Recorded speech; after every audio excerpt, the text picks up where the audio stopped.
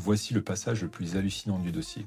Les communiqués officiels parlent de 168 millions. Sauf que quand on décortique les lignes, on découvre l'impensable. Sur ces 168 millions, EDF ne touche que 20 à 30 millions en réalité. Le reste n'est que du cash. C'est des investissements futurs, conditionnels, étalés dans le temps et qui ne vont même pas à EDF.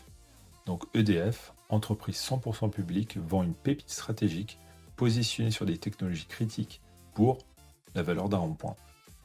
Mais tu n'as encore rien entendu, le scandale ne s'arrête pas au prix. Voici le passage le plus hallucinant du dossier.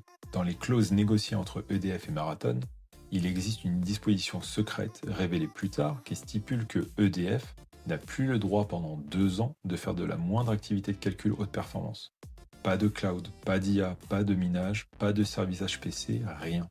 Le géant français de l'électricité, pilier historique de la puissance industrielle nationale, se retrouve immobilisé volontairement, juridiquement. 2 ans de gel technologique juste au moment où l'IA explose, l'Europe parle de souveraineté numérique, les data centers deviennent un enjeu géopolitique et où la course au calcul mondial s'accélère comme jamais. La France organise de grands sommets sur l'IA, fait des discours passionnés sur le futur numérique, et dans le même temps, l'Elysée valide un deal qui prive EDF de la capacité de produire de la puissance de calcul.